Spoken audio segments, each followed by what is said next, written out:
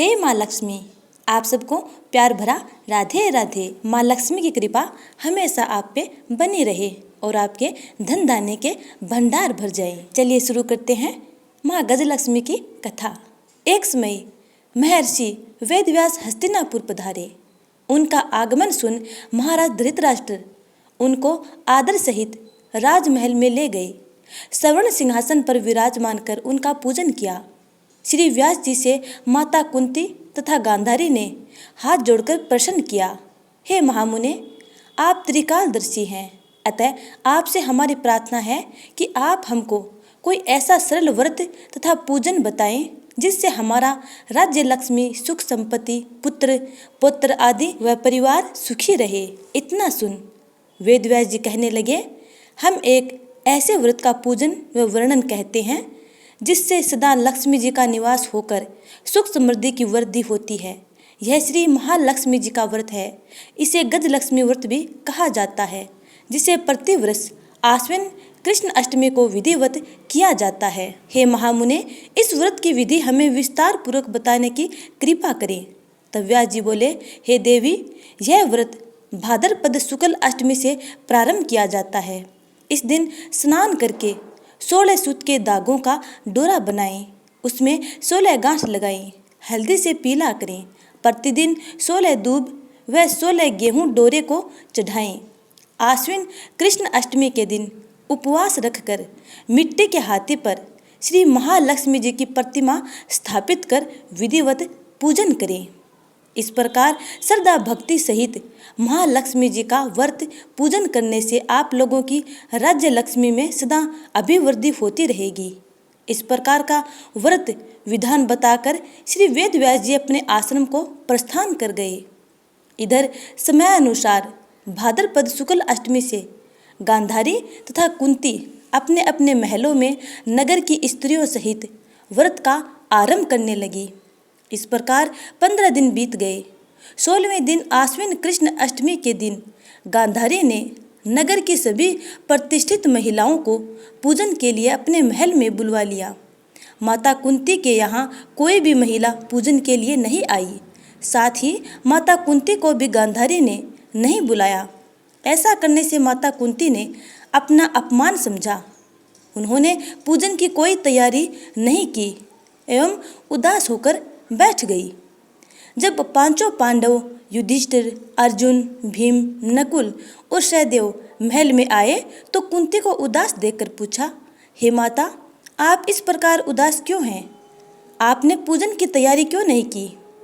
तब माता कुंती ने कहा, हे पुत्र, आज महालक्ष्मी जी के व्रत का उत्सव गांधारी के महल में मनाया जा रहा है। उन्होंने नगर की समस्त महिलाओं को बुला लिया और उसके 100 पुत्रों ने मिट्टी का एक विशाल हाथी बनाया, जिस कारण सभी महिलाएं उस बड़े हाथी का पूजन करने के लिए गांधारी के यहाँ चली गई, लेकिन मेरे यहाँ नहीं आई। यह सुनकर अर्जुन ने कहा, हे माता, आप पूजन की तैयारी करें और नगर में बुलावा लगवा दें कि हमारे यहाँ स्वर्ग के ऐरावत हाथी का पूजन होगा। इधर माता कुंती ने नगर में ढिंढोरा पिटवा दिया और पूजा की विशाल तैयारी होने लगी। उधर अर्जुन ने बाण के द्वारा स्वर्ग से ऐरावत हाथी को बुला लिया।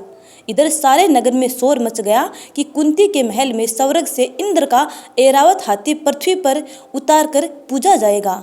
समाचार को सुनकर नगर के सभी नर नारी, बालक एवं वृद्धों की भीड़ एकत्र होने लगी। उधर गांधारी के महल में हलचल मच गई। वहां एकत्र हुई सभी महिलाएं अपनी अपनी थालियां लेकर कुंती के महल की ओर जाने लगी। देखते ही देखते कुंती का सारा महल ठसाठस भर गया। माता कुंती ने ऐरावत को खड़ा करने के हेतु अनेक रंगों के चौक पुरवाकर नवीन रेशमी वस्त्र बिछवा दिए। नगरवासी स्वागत की तैयारी में फूलमाला, अबीर, गुलाल, केसर, हाथी के लिए पंक्तिबद्ध खड़े थे। जब स्वर्ग से ऐरावत हाथी पृथ्वी पर उतरने लगा तो उसके आभूषणों की ध्वनि गूंजने लगी। ऐरावत के दर्शन होते ही जय जयकार के नारे लगने लगे। सायंकाल के समय इंद्र का भेजा हुआ हाथी ऐरावत माता कुंती के भवन के चौक में उतर आया। तब सब नर नारियों ने पुष्पमाला, अबीर, गुलाल, केसर आदि सुगंधित पदार्थ चढ़ाकर उसका स्वागत किया। राज्य पुरोहित द्वारा ऐरावत पर महालक्ष्मी जी की मूर्ति स्थापित करके वेद मंत्रोच्चारण द्वारा पूजन किया गया। नगरवासियों ने भी महालक्ष्मी पूजन किया। फिर अनेक प्रकार के पकवान लेकर ऐरावत को खिलाए और यमुना का जल उसे पिलाया गया। राज्य पुरोहित द्वारा स्वस्ति वाचन करके महिलाओं द्वारा महालक्ष्मी का पूजन कराया गया। 16 गांठों वाला डोरा लक्ष्मी जी को चढ़ाकर अपने अपने हाथों में बांध लिया। ब्राह्मणों को भोजन कराया गया। दक्षिणा के रूप में स्वर्ण आभूषण, वस्त्र आदि दिया गया। तत्पश्चात महिलाओं ने मिलकर मधुर संगीत लहरियों के साथ भजन कीर्तन कर संपूर्ण रात्रि महालक्ष्मी व्रत का जागरण किया।